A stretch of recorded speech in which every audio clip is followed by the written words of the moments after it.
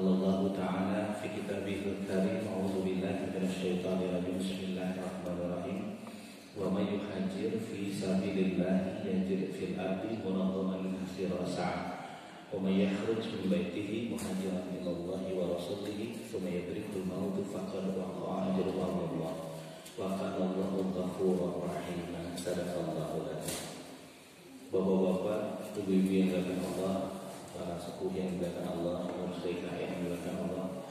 Alhamdulillah, dalam puja dan puji syukur sudah sepantasnya terus kita panjatkan kepada Allah Subhanahu wa taala. Zat yang juga masih terus memberikan banyak nikmat pada kita sampai hari ini. Nikmat sehat, nikmat usia, nikmat kehidupan, saya pikir nikmat yang sangat besar dari Allah. Tentu nikmat yang paling besar adalah iman dan Islam. Salawat serta salam sudah tercurah kepada Nabi kita Nabi Muhammad SAW, panutan kita, contoh abadi kita hingga akhir zaman.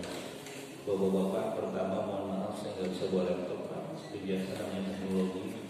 Kadang-kadang ada masalah aja gitu ya Pak ya. Jadi mudah-mudahan tidak jadi halangan bagi kita semua. Lebih banyak ngobrol mungkin insyaallah. Tentu kita harus bersyukur terus kepada Allah.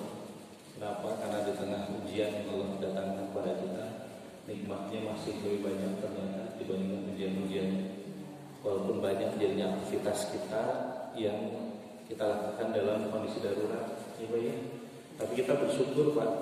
Kenapa? Karena dalam Islam itu memang ada celah untuk itu gitu ya. Nanti kalau dalam usul fikih itu Pak ada istilah ahkamul wa'i. Ya, jadi syariat itu diartikan sebagai hitobu syari'i. Muta'allaqu bi af'alil ibad bil iktiba aw tahdiri aw bil wad'i gitu. Jadi yang disebut hukum syariat itu adalah hitobu syari'i, seruan membuat hukum syariat gitu. Kenapa enggak disebut hitobullah? Karena memang kalau bicara hukum syariat nanti sumber hukum itu bukan hanya Al-Qur'an, bukan hanya sunnah, tapi masih ada ijma', masih ada juga qiyas.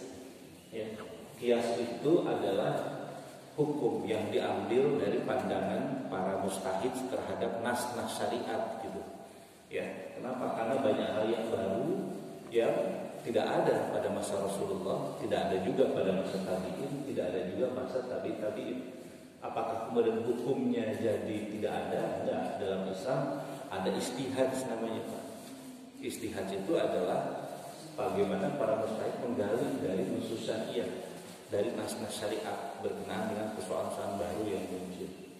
Ya, banyak hal. Ya, jadi nggak semuanya juga yang tidak ada pada masa Rasulullah kemudian kita lakukan lalu disebut bid'ah gitu, nggak gitu Pak. Nanti dipilah-pilah gitu ya. Saya membaca buku judulnya Nizamul Islam, itu menarik Pak. Kenapa? Di situ digambarkan ada bahas namanya Hadrah al-Islamiyah, peradaban Islam.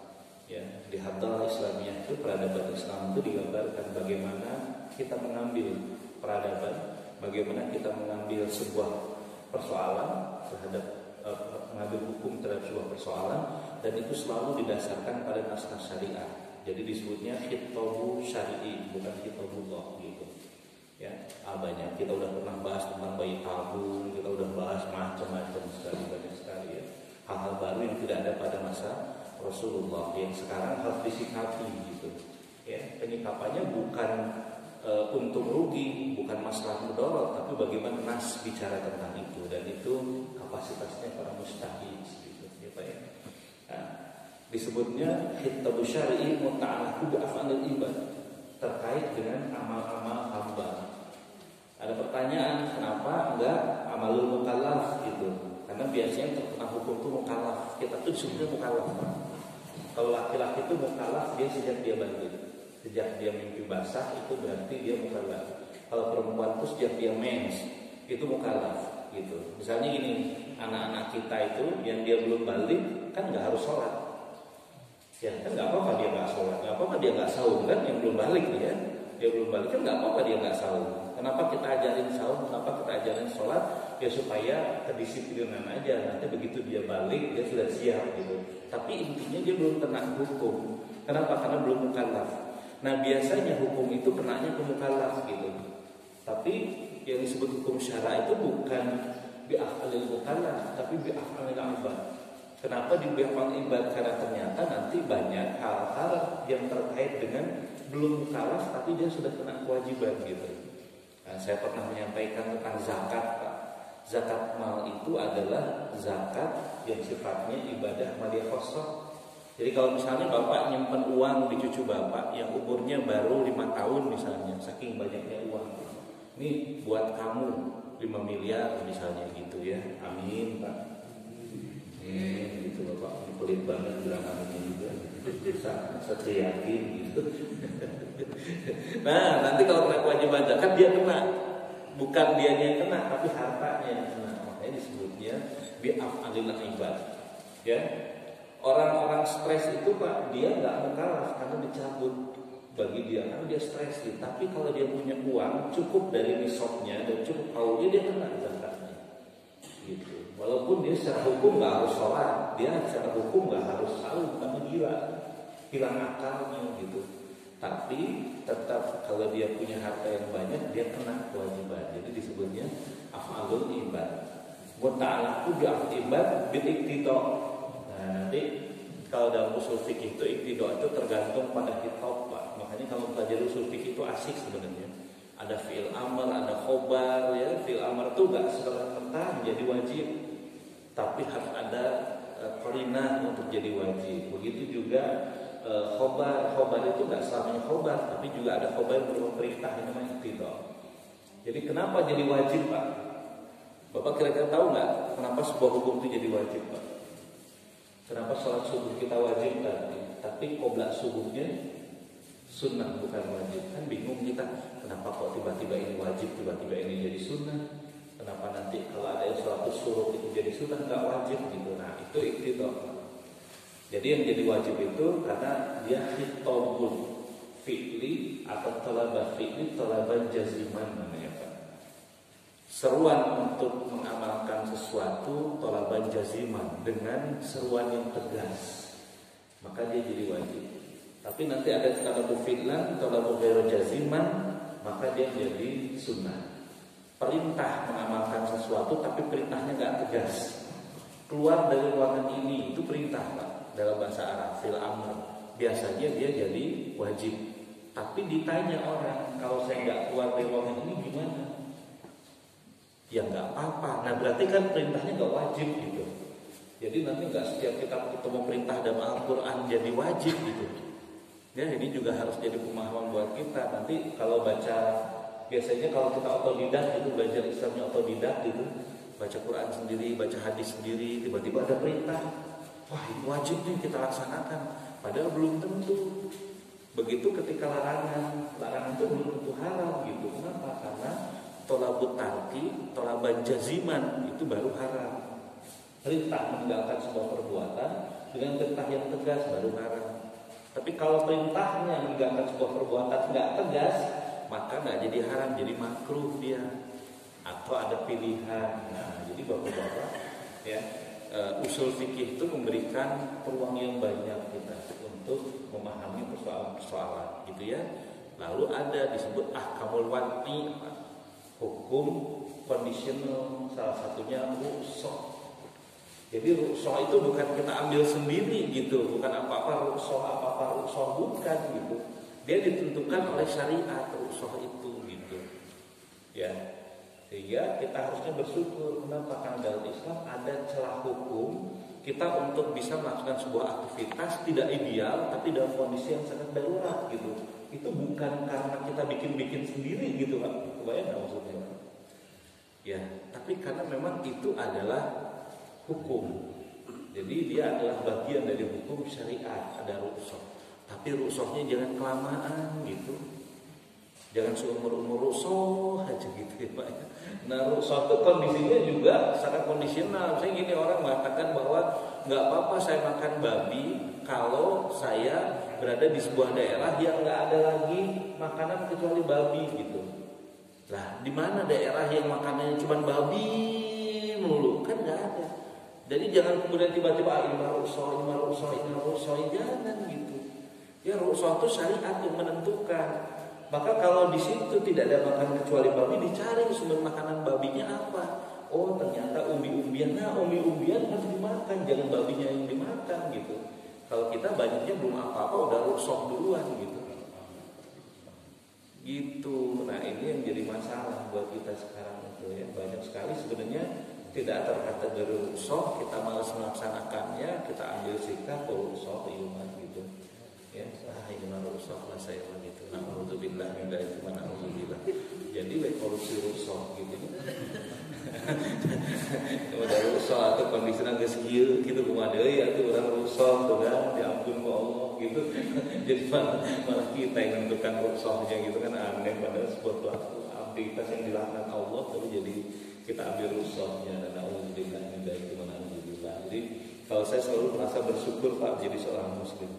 Kenapa? Karena aktivitas kita selalu dibimbing oleh syariat, bukan akal-akalan kita aja gitu. Kalau itu dikatakan al-aslu fi af'alil ibad at-taqayyud bi ahkami syariati. Hukum asal perbuatan manusia itu terikat dengan hukum Allah Subhanahu wa taala. Itu nikmatnya walaupun ada rukshoh dalam kondisi yang sangat darurat gitu. Itu tetap bagian dari hukum Allah Subhanahu wa taala. Gitu ya Pak ya. Jadi maaf kita enggak pernah tahu sampai kapan cara yang Pak. Dikirim dan sebenarnya yang namanya sholat berjamaah mah nggak cara yang canggih juga kieu gitu terkategori sholat munfarid jadinya kan apa bedanya munfarid dengan cara yang apa dengan berjamaah sholatnya ya rapatnya saf gitu ya gini mah bukan sholat jamaah ada gimana juga ya tapi mudah-mudahan di bagian dari rukshoh gitu loh Pak maksudnya ya dari rukshoh gitu ya sering gitu kan dalam pembahasan usul fikih gitu ya tapi mudah-mudahan nggak lama-lama banget gitunya banyak rukshoh umur atau jadi aneh gitu ya baik bapak-bapak ibu rahimahullah di dalam bahasan Islam itu kalau kita bicara hijrah itu satu wazan dia dengan nakola pindah, satu wazan dia dengan wayaro berubah, satu wazan dia dengan kharaja keluar. Jadi nanti kalau kita bicara tentang pengambilan hukum dalam agama kita Islam, karena dia Quranan Arabian mubin, Quran itu dari bahasa Arab yang fushah gitu, maka ada yang disebut wazan Pak. Wazan itu timbangannya gitu, ya. Bahasa Arab itu seperti itu ya. Nanti kalau Bapak belajar bahasa Arab ada yang namanya tasrifan gitu. Daraba yadribu darban fahwada ibu mazan kamadrubun idrib batadrib madribun midrubun. Nah itu yang menjadikan kita mengambil hukum dari sana nanti disamakan. Oh ini artinya apa sih gitu. Ya, ini artinya apa gitu ya. Sehingga kharaja itu ketika kita bicara hijrah dia lengkap dengan kata-kata nakola berubah, dia lengkap dengan kata-kata kharaja keluar, dia lengkap dengan kata-kata ghayyara yang artinya berubah gitu. Ya, nah itu hijrah itu biasanya diartikan dengan berubah. Dan kalau kita artikan hijrah itu dengan kata-kata berubah, maka diaktual lagi buat kita sebenarnya. Kenapa? Karena banyak yang bisa kita pahami dan banyak yang kita bisa ambil pelajaran dari sana. Ya. Dan kalau kita bicara perubahan, Bapak rahimahullah, maka ada 3 titik perubahan yang dilakukan oleh Rasulullah Shallallahu Alaihi Wasallam. 3 titik ini rasanya aktual juga buat kita pikirkan kembali, untuk kita renungkan kembali, untuk bisa kita laksanakan kembali. Yang pertama perubahannya adalah perubahan individual, Pak. Ya, dalam Al-Quran dikatakan Allahu waliyul ladzina amanu yukhrijuhum minadz zulumati ilan nur. Waladina kafaru awliya'uhum taghut yukhrijunahum minan nuri ila zulumat. Ulaika ashabun nari hum fiha khalidun.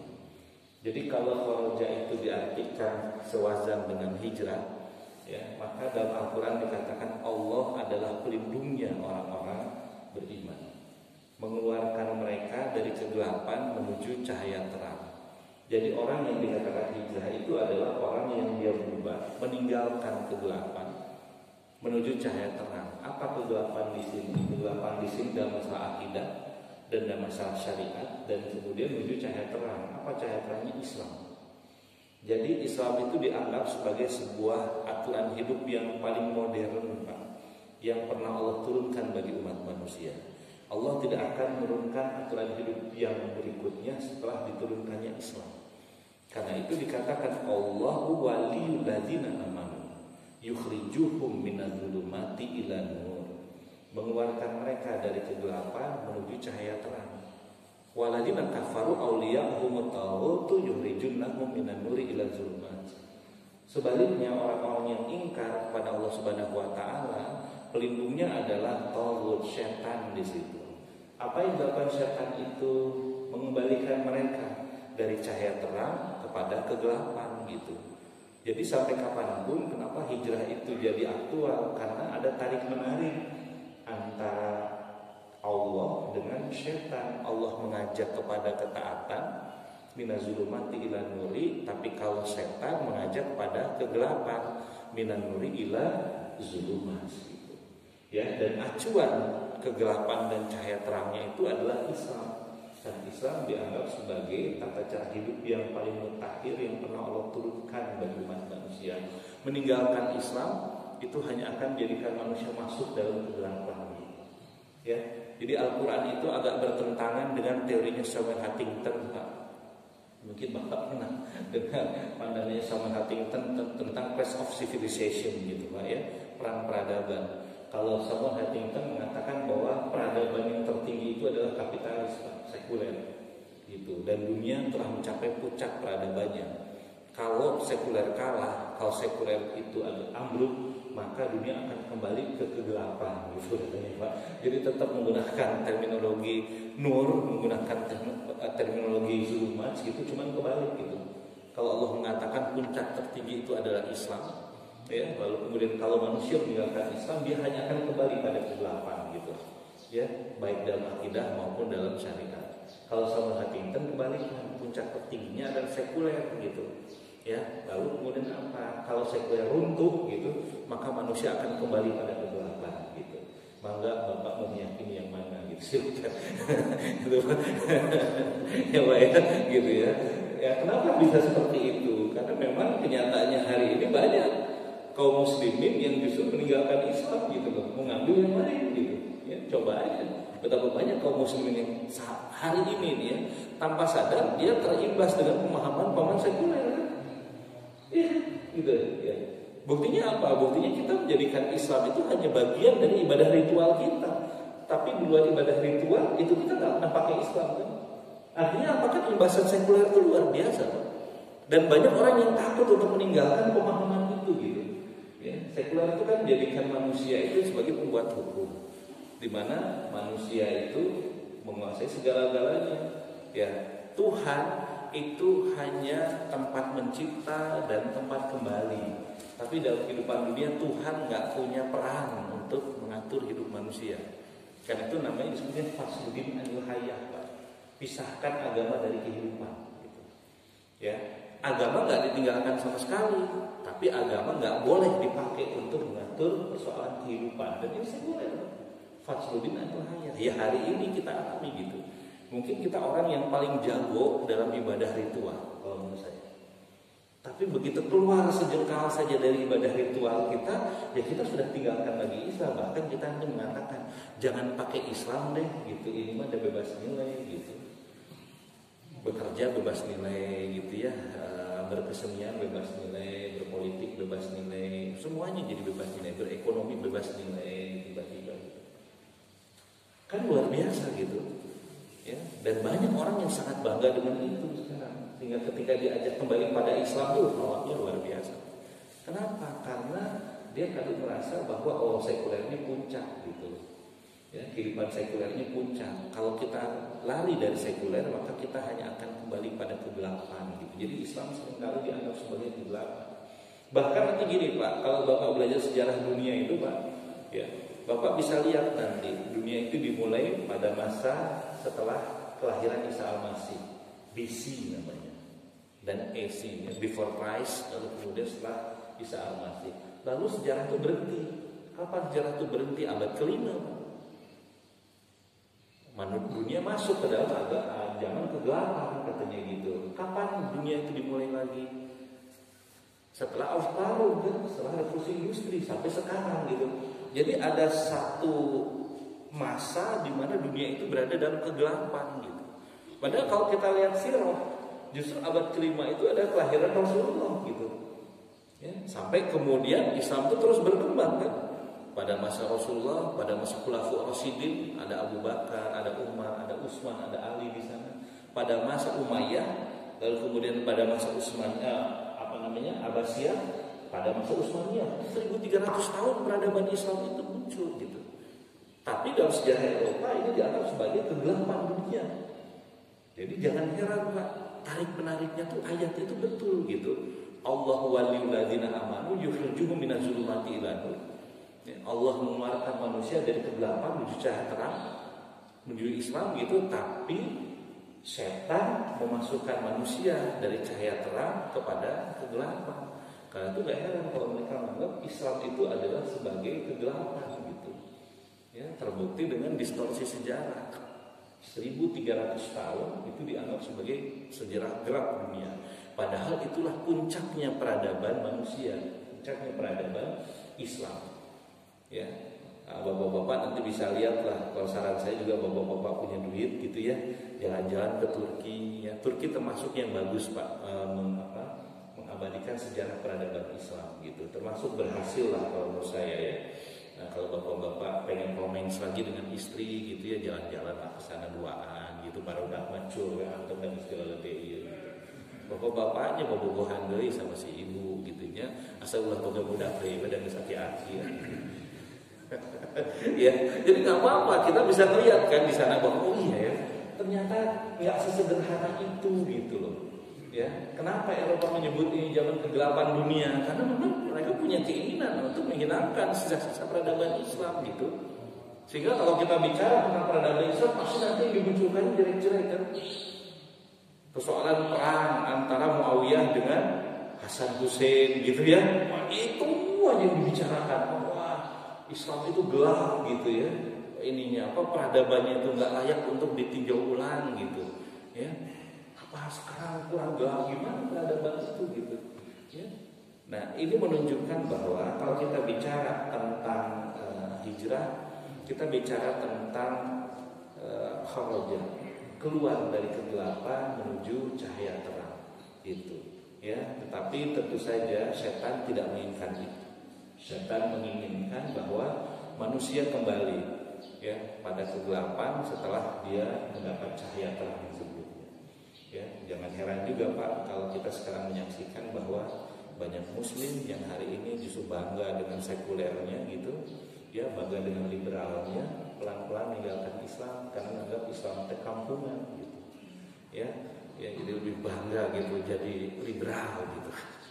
Saya mah ayah yang liberal gitu, saya mah ayah yang demokratis gitu, dibandingkan dengan ayah yang syar'i gitu ya, taat syariat gitu.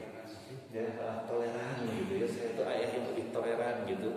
Budak saya rek agama naon wae mangga gitu, penting mah setor gitu ya. Kan gitu sekarang dia baik. Seringkali kadang-kadang seorang ayah mau mengatakan tenang aja nah, ayahmu modern lah gitu ya, modern ayahmu gitu ya, liberal ayahmu gitu, tenang aja. Kamu boleh beragama apapun lah, penting mah setor ke ayah gitu. Jadi itu mah bukan hijrah namanya begitu, mah itu mah setback malah jadinya ya, malah jadi jatuh pada kegelapan setelah dia jadi seorang muslim ya. Bahkan sekarang itu kita untuk menunjukkan ketaatan kita kepada Allah kadang-kadang jadi malu kan ya. Kondisinya ya karena ditekan, karena di stigma ini itu gitu. Jadi kalau saya lihat Pak, stigma yang sekarang diberikan pada orang-orang yang taat itu ya itu kerjaan setan gitu. Kenapa? Karena mereka ingin mengembalikan kaum muslimin dari cahaya terang ketaatannya kepada Islam kafah, lalu kemudian kembali kepada kegelapan, mulai meninggalkan Islam pelan-pelan gitu ya. Nah ini yang kita saksikan gitu pada hari ini ya. Padahal kalau kita bicara hijrah, hijrah itu artinya berubah seseorang itu. Dari dulu dia agamanya menyimpang, keyakinannya menyimpang, lalu kemudian jadi taat pada Allah, mengambil Islam.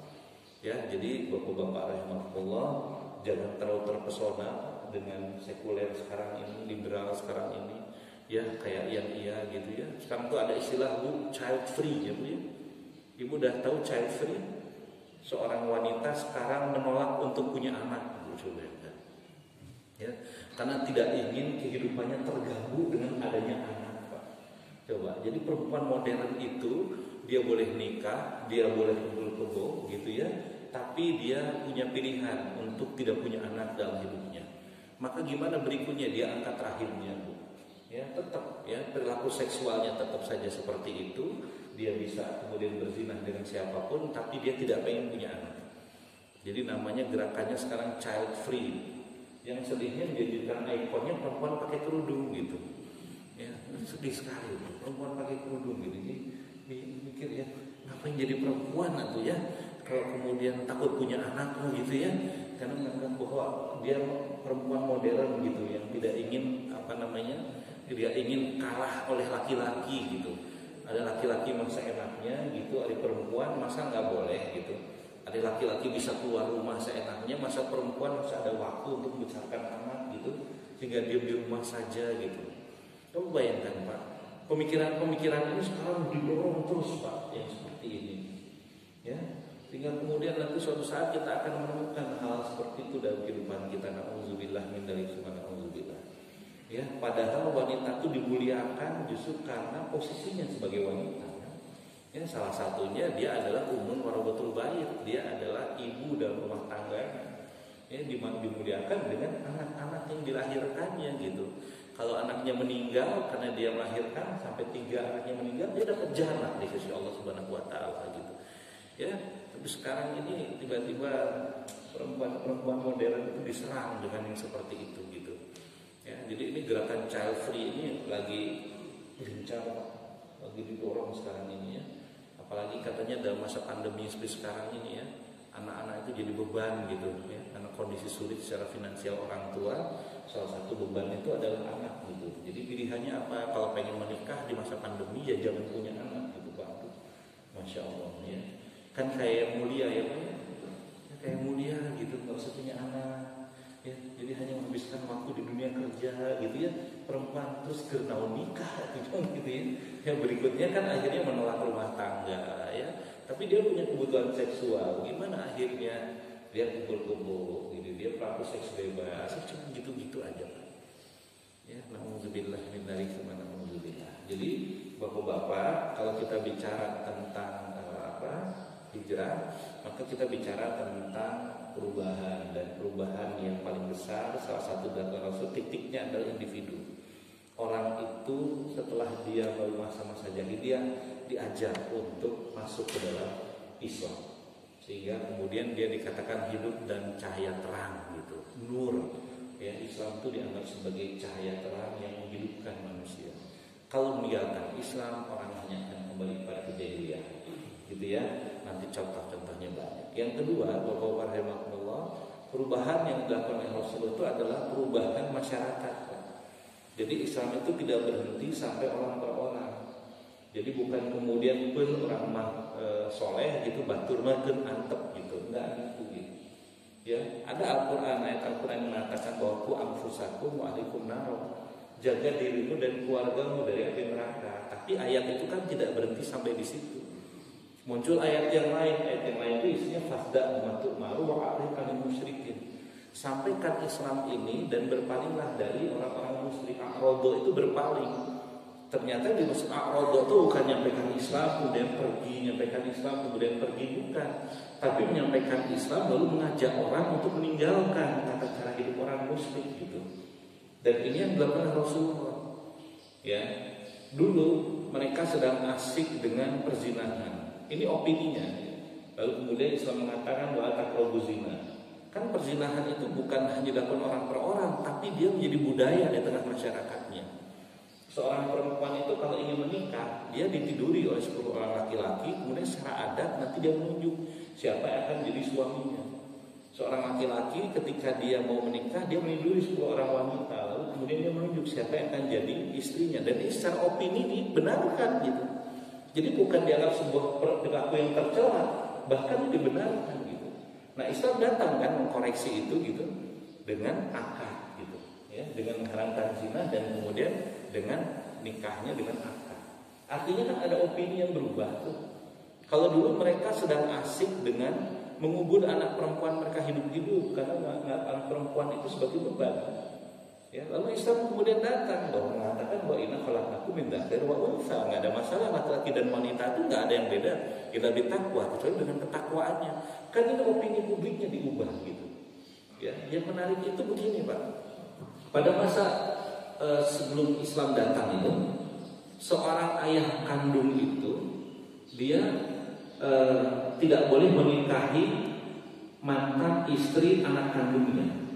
Tapi seorang ayah angkat itu tidak boleh juga menikahi mantan istri anak angkatnya. Kenapa? Karena anak kandung sama dengan anak angkat gitu. Jadi dalam budaya Arab jahiliyah dulu, anak angkat itu sama dengan anak kandung. Sehingga seorang ayah ketika mengangkat seorang anak, ya, lalu kemudian anak itu nikah, lalu kemudian mereka bercerai, si ayah itu nggak boleh menikahi mantan istri anak angkatnya. Coba nggak maksudnya, Pak? Ya. Ini yang terjadi pada kasus Zaid dan Zainab. Zaid itu kan anak angkatnya Rasulullah. Sementara Zainab itu adalah wanita pemuka Quraisy, ya, Bani Hashim. Jadi Zainab itu binti Jahsy itu masih keturunan keluarganya Rasulullah. Lalu muncul perintah dari Allah untuk menikahkan Zaid dan Zainab. Ya, ini peristiwa besar, Pak, pada masa itu. Kenapa? Karena dia merubah banyak hal di tengah masyarakat Arab jahiliyah waktu itu. Salah satu yang diubah itu adalah masyarakat Arab itu tidak mau menikahkan perempuan-perempuannya dengan orang ajam, dengan orang biasa. Kenapa? Karena pada masa itu mereka hidup dengan strata. Jadi ada strata gitu.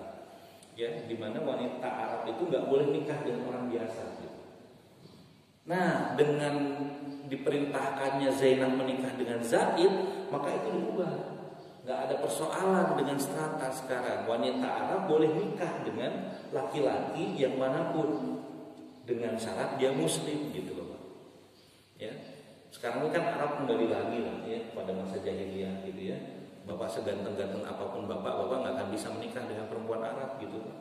Ya, karena mereka nggak akan mau gitu. Ya, bapak sebenarnya bapak mau dapat tuh perempuan Arab ya, tapi kalau laki-laki Arab boleh menikahi perempuan ajam gitu. Nah, itu diubah dengan menikahkan Zaid dan Zainab, dan itu langsung perintah dari Allah gitu. Makana lil mu'minin wal mu'minatin idza qadallahu wa rasuluhu ayatun lakum min amrihim. Jadi enggak layak bagi seorang mukmin laki-laki dan mukmin perempuan gitu dia menolak ketetapan Allah ketika Allah sudah perintahkan dia untuk melakukan sebuah perbuatan. Nah, ini kan mengubah opini, Pak. Jadi dulu nggak boleh, sekarang jadi boleh. Nggak lama kemudian Zaid cerai dengan Zainab. Turun lagi perintah Allah, Rasul harus menikahi Zainab. Gitu. Ya. Kita dulu udah pernah bahas tentang sunnah ya, Pak ya. Kalau saya nggak salah di masjid ini atau di mana lupa saya. Salah satu sunnah itu ada yang khusus buat Rasulullah, Pak. Ya, khusus buat Rasulullah. Yang nggak buat kita. Salah satunya Rasul itu nikah boleh nggak pakai mahar, Pak. Kapan? Ketika Rasul menikahi Zainab, karena perintahnya langsung datang dari Allah. Begitu selesai iddah, langsung Zainab Rasul langsung masuk ke dalam kamarnya Zainab. Tidak ada mahar. Tapi kalau kita nggak boleh, kalau kita harus pakai mahar sekecil apapun mahar itu. Nah, itu khusus buat Rasulullah.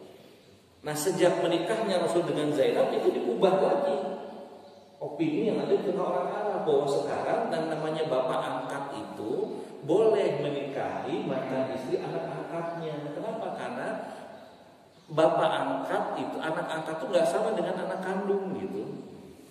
Makanya dalam Islam itu nggak ada pengadopsian, Pak, pengadopsian anak, Pak.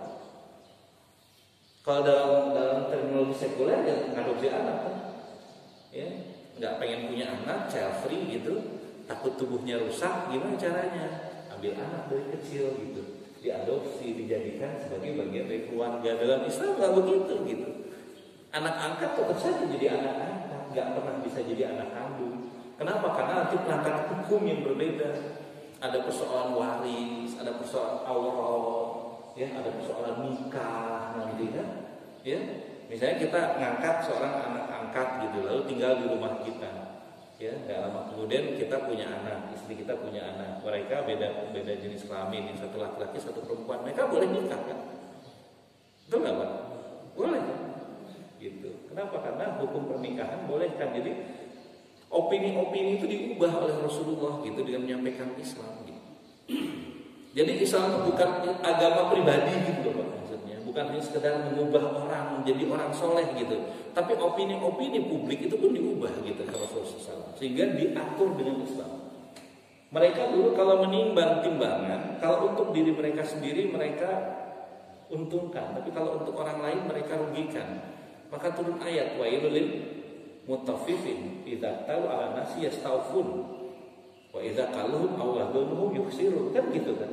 Jadi mereka tuh terbiasa kalau dagang itu main timbangan gitu, dan ini biasa. Tapi dengan turunnya Islam sekarang diubah gitu, enggak gitu. Nah, artinya ada opini-opini yang diubah kan. Perubahan itu dilakukan juga terhadap masyarakat. Jadi kita jangan punya gambaran bahwa udah penting mas saya wes oleh gitu, selesai sudah, enggak ternyata. Kenapa? Karena Rasul nggak menghentikan dakwahnya hanya sampai orang per orang, tapi opini-opini publiknya juga diubah dan dibenarkan oleh Rasulullah SAW gitu. Nah ini yang juga menjadi kepentingan kita hari ini kalau kita bicara hijrah. Kalau hijrah itu diartikan berubah, maka harusnya dakwah ini juga terus gencar dilakukan oleh masyarakat sehingga kondisi masyarakat juga berubah. Jadi jangan sampai gini nanti malah opininya Islam itu jadi seolah-olah buruk gitu. Kalau hari ini kan begitu Pak ya. Bagaimana media coba memunculkan kesan bahwa Islam itu sangat buruk Pak. Yang paling mutakhir apa buat Bapak? Taliban kan Pak. Coba lihat kan betapa buruknya sisi Taliban itu Pak ya, ketika Taliban menang dari Amerika di Afghanistan. Padahal Taliban pemilik negeri itu kan. Tapi gimana kok Taliban yang jelek gitu, kok Amerika yang pahlawan gitu Pak? Saya nggak ngerti gitu. Tapi media kan berusaha terus mencitrakan itu ya. Betul gak sih? Lah Amerika kan jauh dari Afghanistan. Dia masuk dengan berapa 190.000 pasukannya gitu. Tiba-tiba jadi pahlawan. Ketika Taliban tidak mengambil kembali tanahnya, Taliban jadi penjahat gitu kan. Itu banyak opini Pak. Lalu muncullah ini teroris, ini radikal, macam-macam gitu. Lah sementara Amerika yang jauh-jauh masuk kok disebut pahlawan sih? Kurang teroris gimana Amerika gitu. Kebanyakan dari Pak opini-opininya kan dimainkan. Sehingga kalau kita bicara hari ini gitu ya, bicara hijrah hari ini ya, rasanya opini-opini itu harus kita tenangkan kembali gitu. Karena itu dakwah memang jangan dihentikan di tengah masyarakat itu, karena dari mana lagi opini itu bisa kita menangkan. Sebuah media sudah dikuasai gitu. Kalau kita bicara Taliban ya serem gitu, kecuali kalau kita ngaji begini jadi ngerti kan gitu. Ya. Saya suka menganalogikannya dulu orang tua kita Pak, waktu mereka berperang melawan Belanda gitu. Ya, kemarin ada acara bagus Pak, ada Ustaz Salman Iskandar namanya, dia menyampaikan bahwa siapa bilang kita 350 tahun dijajah Belanda gitu. Kenapa dikatakan seperti itu? Supaya kita punya jiwa-jiwa terjajah. 350 tahun itu adalah perlawanan para mujahid terhadap penjajahan Belanda. Orang tua kita selalu melawan selama 350 tahun katanya gitu. Kita tuh bukan kaum terjajah gitu. Kita tuh anak-anak para mujahid, anak-anak para pejuang gitu yang rela syahid, ya lebih baik milih syahid daripada dijajah oleh Belanda gitu. Tapi kan opininya terbalik ya Pak ya. 350 tahun adalah masa penjajahan. Ya, jadi kita tuh adalah kaum terjajah. Wayah nampak ada orang mah kaum terjajah kieu we gitu. Kumaha di Blangkon we. Urang mengilu we gitu miringan gitu. Nggak ada upaya perlawanan gitu, padahal 350 tahun itu kan perlawanan terus menerus kan. Emang selama 300 tahun Belanda diam-diam aja ngambil tambang kita enak, ngambil rempah-rempah enak, kan selalu dilawan kan. Betul nggak Pak? Kan ini opini Pak. Dan di setiap anak Indonesia yang belajar sejarah dikatakan, lu orang terjajah, 350 tahun lu dijajah Belanda. Wayahna jadi orang terjajah gitu. Tapi coba dikatakan 350 tahun orang tua Anda berjuang untuk melawan penjajahan. Mereka mengangkat senjata, mereka menebus dengan darah mereka. Kan bangkit Pak umat itu Pak. Tapi ini yang diinginkan gitu. Ya jadi saya bagus. ya disampaikan oleh Ustaz Salman Iskandar itu. Dia mengatakan bahwa kita bukan kaum terjajah. Kita adalah anak-anaknya pejuang yang terus melawan dan gak ridho negerinya dijajah oleh musuh-musuh Islam gitu. Sampai sekarang kita akan terus melawan, Pak. Gak mungkin kita berhenti untuk melawan gitu. Tapi opininya memang dia menangkan kan, karena mereka menguasai media gitu. Sebagaimana Taliban. Loh, salahnya Taliban apa? Menguasai Afghanistan. Wah, itu tanah mereka. Apa salahnya itu tanah mereka? Yang terlambat itu kan Amerika. Kenapa ujung-ujung datang ke tanah orang gitu? Kebayang gak Pak? Ya. Diledakkan bom Hiroshima Nagasaki, ya, Fat Boy, gitu. Hiroshima Nagasaki hancur. Apa disebutnya? Glorious Day of the World, hari kemenangan internasional. Bayangkan. Ada jutaan orang terpapar radioaktif, hancur gitu. Kalau Jepang dia fair, nyerangnya Pearl Harbor, tapi Amerika nyerangnya kota berpenduduk sipil gitu. Kok tiba-tiba kita happy banget? Betul. Terima kasih Amerika udah ngebom atom Hiroshima Nagasaki. Ini adalah kemenangan kemanusiaan. Lah, jutaan orang terpapar, tempat sipil kok gimana? Bagaimana mereka menangkan opini ini gitu? Karena itu Rasul turun ayat dari Allah, fasda dibantu maru al musyrikin, sampaikan Islam ini gencar gitu, bukan cuma buat orang per orang gitu. Nanti kalau bicara tentang sirah, Bapak akan lihat ada periodisasi di mana mereka Rasul diam di rumah Arqam bin Arqam, dibina oleh Rasulullah, tapi setelah turun ayat fasda dibantu maru al musyrikin, masuk ke tengah masyarakat gitu, menyampaikan Islam supaya apa opininya dimenangkan gitu, sehingga amalin musyrikin bisa berpaling dari tata cara hidup orang musyrik gitu. Nah, kalau kita Islamnya berhenti sampai diri kita sendiri gitu, ya sudahlah gitu, yang penting keluarga kita aja. Lalu dakwah di tengah masyarakatnya dihentikan dengan berbagai alasan, tak radikal, tak ini, tak itu, tak anu, tak ini, tak macam-macam gitu. Ya sudah, selesai, opini itu akan terus dimenangkan oleh musuh-musuh Islam gitu. Nauzubillah min dzalik wa nauzubillah. Jadi perubahan yang kedua itu titiknya adalah perubahan masyarakatnya, di mana opini-opini itu dimenangkan oleh Rasulullah, sehingga mereka meninggalkan perzinahan. Yang dulu perzinahan itu dianggap mulia, sekarang jadi dihinakan. Mereka mulai meninggalkan tradisi untuk mengurangi timbangan. Yang dulu dianggap mulia, sekarang ditinggalkan gitu. Mereka dulu biasa berbisnis dengan Homer itu jadi komoditas ekspor mereka, sekarang mulai ditinggalkan karena turun ayat. La yastawil khabis wa thayyib wal jabaka kasatul khabis fattaqullaha in kuntum la'allakum tuflihun. Enggak sama yang haram dengan yang halal itu, walaupun yang haram itu menakjubkan buat kamu. Mereka hancurkan itu semua minuman keras itu, padahal itu komoditas buat mereka dan mereka diuntungkan sekali dengan itu. Artinya kan opini-opini mulai diubah oleh Rasulullah SAW.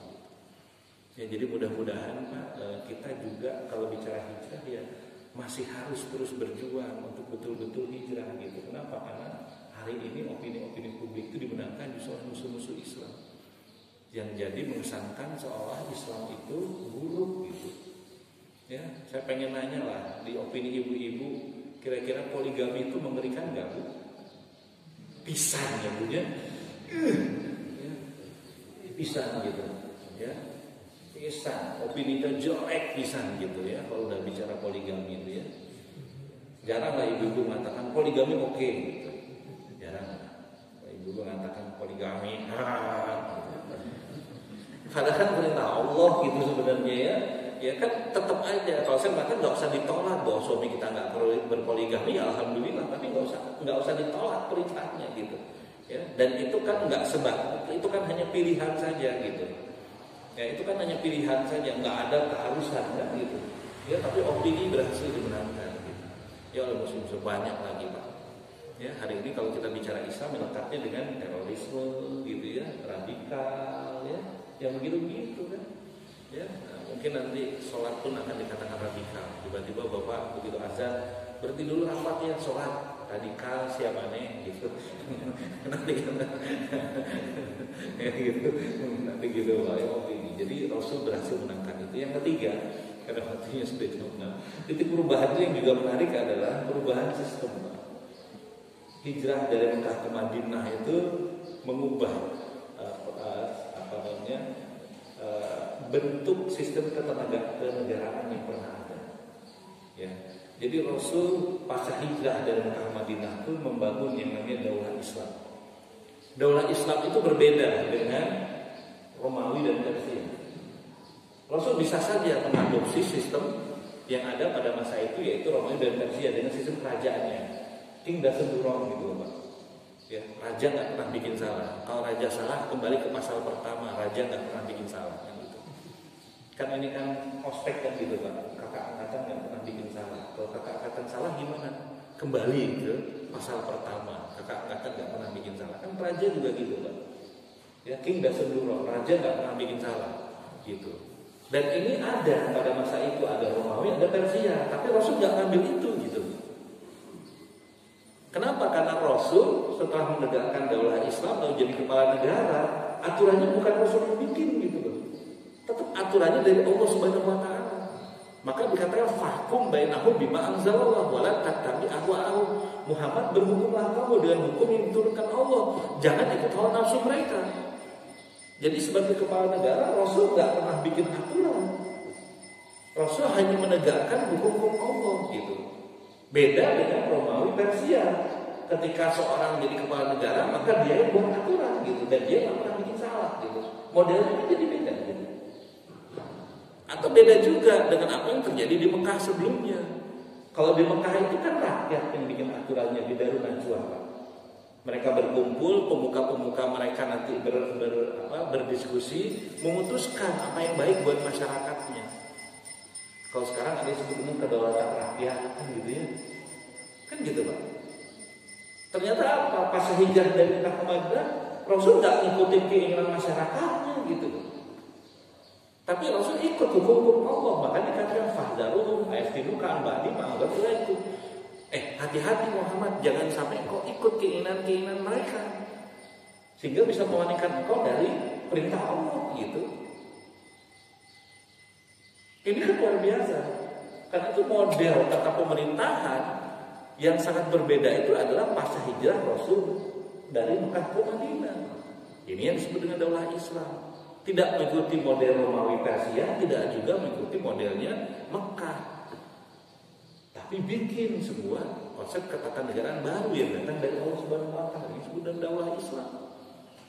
Di mana kedaulatannya bukan di tangan penguasa, bukan juga di tangan rakyatnya, tapi kedaulatannya di tangan Allah Subhanahu wa taala, bahwa penentu baik buruknya hukum Allah. Karena kalau kita bicara kedaulatan di tangan penguasa, anarkis dia.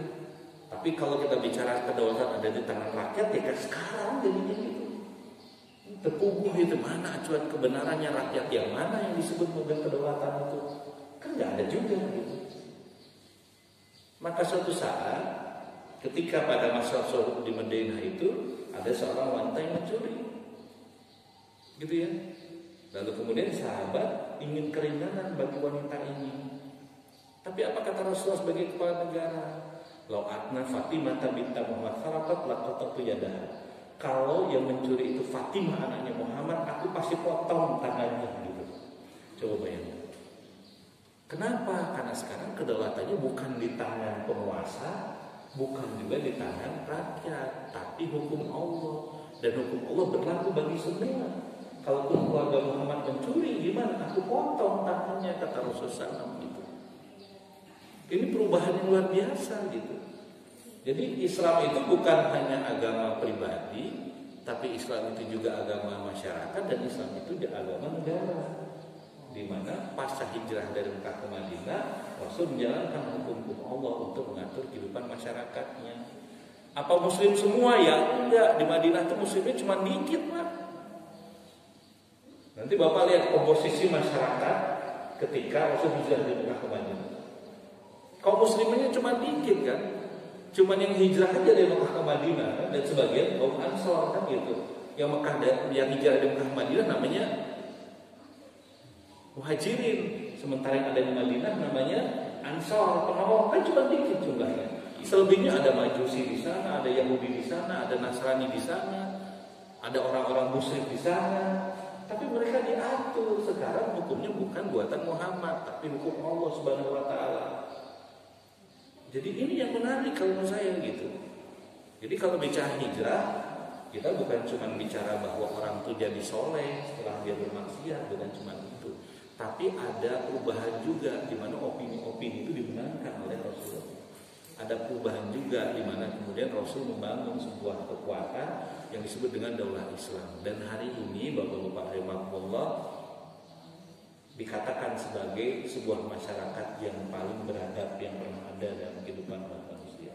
Makanya disebutnya masyarakat madani, dari kata-kata mudun. Orang berkiblatnya pada masyarakat Madinah sebenarnya gitu. Ingin kembali seperti itu. Nah, jadi hijrah itu diartikan sebagai perubahan, diartikan sebagai berubah, berpindah. Islam juga diartikan sebagai keluar dari kegelapan menuju cahaya terang. Nah, mudah-mudahan apa yang saya sampaikan ini bisa mencerahkan, bisa jadi bahan diskusi, bahan perenungan ya Pak ya. Silahkan nanti buka lagi sirah, buka lagi sejarah perjalanan Rasulullah ya. Kita akan menemukan bahwa 3 titik ini yang dilakukan oleh Rasulullah untuk perubahan individu, perubahan masyarakatnya, dan perubahan aturan sistem. Itu saja yang saya sampaikan. Mudah-mudahan bermanfaat buat bapak-bapak semua. Billahi taufiq wal hidayah. Wassalamualaikum warahmatullahi wabarakatuh.